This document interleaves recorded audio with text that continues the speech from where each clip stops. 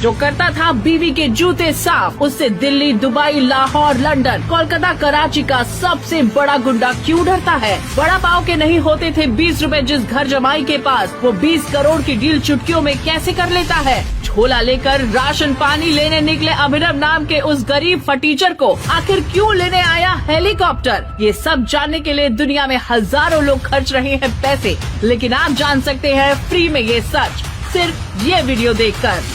ऐसा निकम्मा पति होने से अच्छा होता कि तू कमवारी मर जाती अनन्या। पर सासू माँ, मैं तो बस आपके दोस्तों के लिए पानी लेकर आ रहा था। चुप कर, वरना मार मार के मुंह लाल पीला कर दूंगी। अनन्या, क्यों तूने इस गरीब डिलीवरी बॉय से शादी की? हमारे खानदान पर दाग लगा दिया। माँ बस करो, क्यों हर वक्त तुम मेरे पति अभिनव को कोसती रहती हो? चाहे वो एक डिलीवरी बॉय हो, लेकिन मैं उसे बहुत प्यार करती हूँ। पिछले 1 साल से अभिनव के हर दिन की शुरुआत उसकी सास की गालियों और मार से होती थी और बीच में पिस रही थी अनन्या। अनन्या को उसके इन्वेस्टर चिराग का कॉल आया। अनन्या, क्या तुम मुझसे शाइन बार में अभी मिलने आ सकती हो? अनन्या चिराग से मिलने चली जाती है। अनन्या और चिराग ड्रिंक्स पीने लगे कि तभी चिराग ने अनन्या का हाथ थामकर कहा, अनन्या, मैं जानता हूँ तुम एक बहुत मुश्किल वक्त से गुजर रही हो। मैं तुम्हारी मदद करना चाहता हूँ। मैं तुम्हारी बात नहीं समझी चिराग। मुझे लगता है तुम्हें अब अपने बेकार सड़क छाप और आवारा पति अभिनव से दूर हो जाना चाहिए। मैं तुम्हें कई सालों से जानता हूँ, पर्सनली और प्रोफेशनली। मुझे लगता है अब हमें हमारे रिश्ते को दोस्ती से प्यार में बदल देना चाहिए। I really like you, Ananya. Actually, I love you. इतना कहने के बाद चिराग अपने घुटनों पर आया और उसने अनन्या के हाथ में 3 कैरेट की डायमंड रिंग पहना दी। चिराग, हाउ डेयर यू! भले ही मैंने अभिनव से शादी दादाजी के एक शर्त की वजह से की थी, लेकिन आज मैं उससे बहुत प्यार करती हूँ।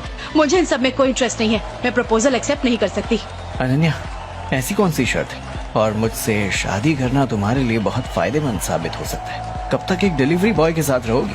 तुम्हें पता है कि शहर की सबसे बड़ी कंपनीज मैं चलाता हूँ। मैंने तुम्हारे बिजनेस में इसीलिए इन्वेस्ट किया था बिकॉज़ आई लाइक यू। मैं और भी बहुत कुछ कर सकता हूँ तुम्हारे और तुम्हारी कंपनी के लिए। चिराग प्लीज उठो, लोग देख रहे हैं। Don't embarrass me. But Ananya. Ananya ने चिराग की कोई बात नहीं सुनी और अंगूठी उसके मुंह पर फेंक कर जाने लगी कि चिराग ने उसे रोक कर कहा, अनन्या, तुम्हें पता है ना हमारा कॉन्ट्रैक्ट इस महीने एक्सपायर होने वाला है और हमें डील आगे बढ़ाने के लिए अगला कॉन्ट्रैक्ट साइन करना पड़ेगा। और तुम ये भी जानती हो कि बिना मेरे इन्वेस्टमेंट की तुम्हारी कंपनी का कोई वजूद नहीं। चिराग की ये बात सुनकर अनन्या का सारा नशा उतर गया। उसने चिराग का हाथ पकड़कर कहा, चिराग, मुझे लगता है कि हमें पर्सनल और प्रोफेशनल मैटर्स को अलग अलग ही रखना चाहिए। अनन्या की बात सुन चिराग मुस्कुराया और उसने टेबल से एक एनवेलप उठाया और उसमें रखे अनन्या की कंपनी के रिन्यूअल पेपर्स को फाड़कर हवा में फेंक दिया और आगे कहा, और हाँ अनन्या, एक खुशखबरी तुम्हें देना भूल ही गया मैं। वो टेंडर जो तुम्हारी कंपनी सिंह इंडस्ट्रीज को बचा सकता था, वो तुम आज हार चुके हो, वो भी मेरे ऑर्डर्स पर। अब कल सुबह सिंह इंडस्ट्रीज पर ताला लगने से कोई नहीं रोक सकता। इतना कह के चिराग बार से चला गया। अनन्या की आंख से आंसू बहने लगे। ये नहीं हो सकता। पहले माँ ने मुझे घर से निकाल दिया और अब मेरी कंपनी, मेरा सपना। कैसे बचाऊंगी मैं अपनी कंपनी को?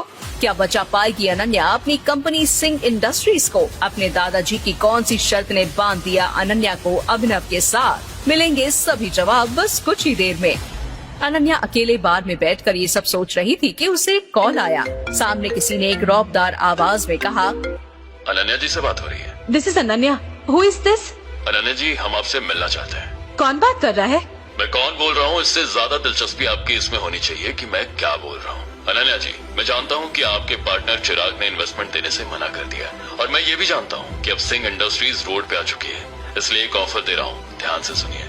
मैं वो इकलौता इंसान हूँ जो आपको न ही सिर्फ आपका टेंडर वापस दिला सकता है, बल्कि आपकी कंपनी सिंह इंडस्ट्रीज को जो डूबने के कगार पर है उसमें 50 करोड़ इन्वेस्ट भी कर सकता है। डील मंजूर हो तो मेरे भेजे हुए पते पर आज रात 10 बजे तक आ जाना। तुम्हें ये सब कैसे पता? इससे पहले अनन्या आगे कोई जवाब देती, फोन कट हो जाता है और अनन्या को एक मैसेज आता है जिस पर उस आदमी ने अपना एड्रेस भेजा था और मैसेज के आखिरी में लिखा था M।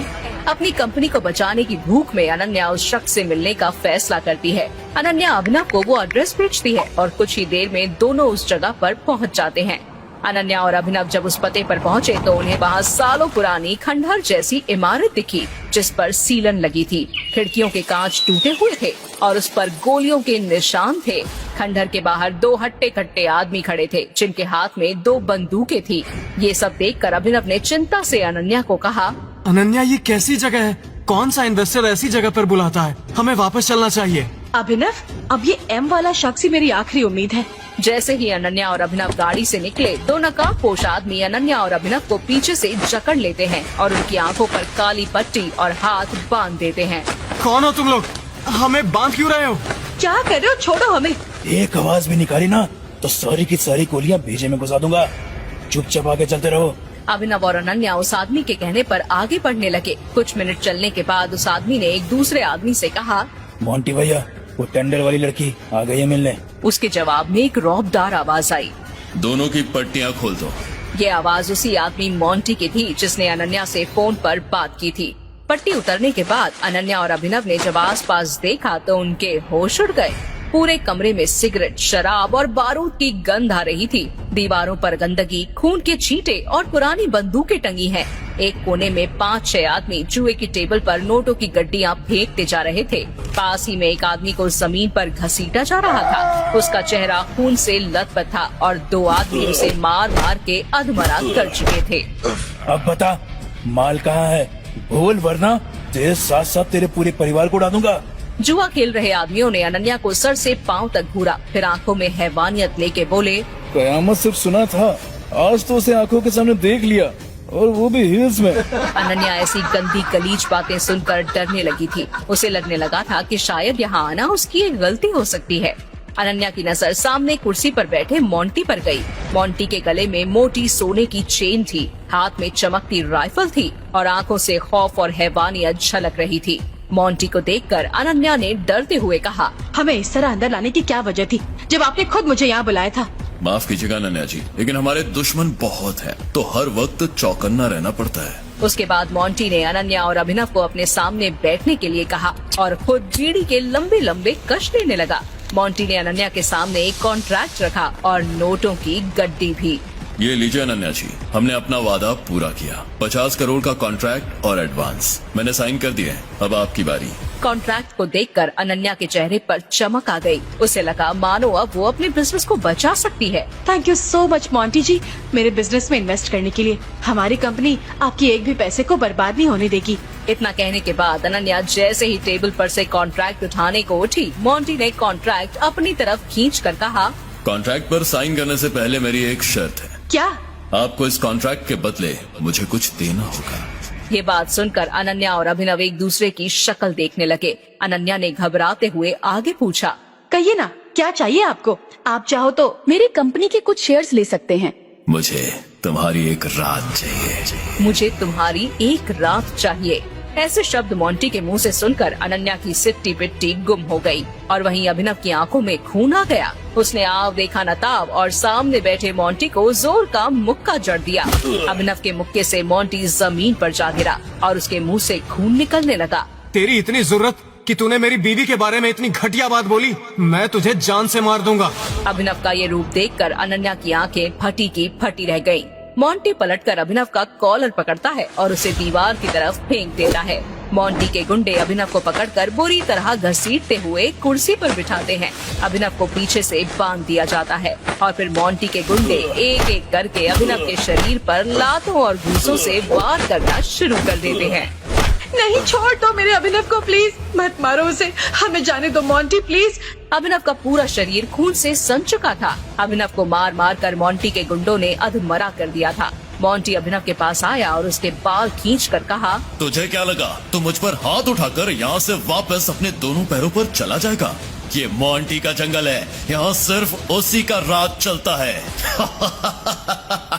मोंटी की इस बात पर अभिनव हल्का मुस्कुराया और फिर अपना सर नीचे करके अपनी घड़ी पर एक बटन दबाया और कहा, 1, 2, 3, बूम। इससे पहले मोंटी कुछ समझ पाता और चंद सेकंड्स में एक ब्लैक हेलीकॉप्टर बिल्डिंग को तोड़कर सीधा अंदर क्रैश हुआ। पूरे फ्लोर पर धूल उड़ने लगती है। ये देखकर अनन्या, मोंटी और वहाँ मौजूद गुंडे सबके होश उड़ गए। हेलीकॉप्टर में से 10-12 आर्म्ड बॉडीगार्ड्स बाहर निकले और उन्होंने मोंटी के गुंडों को मारना शुरू कर दिया। उसमें से एक आर्म्ड बॉडीगार्ड अभिनव के पास गया और उसने कहा, टाइगर सर, आप ठीक तो है ना? अभिनव ने हाँ में सर हिलाया। अनन्या ये सब हैरानी से देख रही थी। ये सब क्या हो रहा है? ये लोग कौन है? बॉडीगार्ड्स एक एक करके मोंटी के गुंडों को मार गिराते गए। कुछ को दीवार पर पटका गया तो कुछ को जमीन पर घसीटा गया। अभिनव अपनी आंखों में तेज लेकर मोंटी की तरफ बढ़ने लगा। मोंटी ने टेबल पर रखी राइफल उठाई और अनन्या को अपनी तरफ खींचकर उस पर तान दी। अभिनव मुझे बचाओ। एक पल में सारे बॉडीगार्ड्स और अभिनव की अपनी जगह पर रुक गए। इसी लड़की में है ना तेरी जान, अब देख तू इसे तेरे सामने कैसे खत्म करता हो। मोंटी ने ट्रिगर पर अपना हाथ रखा और जैसे ही वो ट्रिगर दबाने लगा, अभिनव ने उसकी तरफ छलांग लगाई और बंदूक मोंटी के हाथ से चटक गई और शुरू फिर हुई एक घमासान लड़ाई।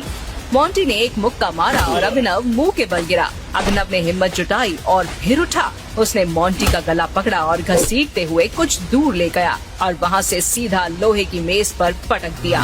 मेज टूट जाती है और मोंटी छटपटाने लगता है और फिर बेहोश हो जाता है। अनन्या अपनी नजर पूरे कमरे में घुमाती है। मोंटी के सारे गुंडे फर्श पर थे, कुछ बेहोश, कुछ कराहते हुए और कुछ तो हिल भी नहीं रहे थे। अनन्या धीरे धीरे अभिनव की तरफ बढ़ी। उसकी आंखों में कुछ सवाल थे। वो समझ नहीं पा रही थी कि जो अभिनव एक डिलीवरी बॉय जो हर रोज अपनी सास की गालियां और ताने सुनता है, उसने एक खूंखार गुंडे को जमीन पर कैसे ला दिया। अनन्या ने अभिनव से कहा, अभिनव, कौन हो तुम? कौन है अभिनव? क्या सच्चाई है उसकी? क्यों उस आर्म्ड बॉडीगार्ड ने अभिनव को टाइगर कहा? क्या कोई राज है अभिनव की जिंदगी का जिससे अनन्या अब तक अनजान है? एक मामूली डिलीवरी बॉय के पास आर्म्ड बॉडीगार्ड्स कैसे आए? अनन्या के दादाजी की कौन सी शर्त ने बांध रखा है अनन्या को अभिनव के साथ? क्या संबंध है अभिनव का माफिया डॉन के परिवार के साथ? इस कहानी का अगला एपिसोड उड़ा देगा आपके होश। तो आगे की कहानी जानने के लिए नीचे दिए गए लिंक से डाउनलोड करें पॉकेट FM ऐप।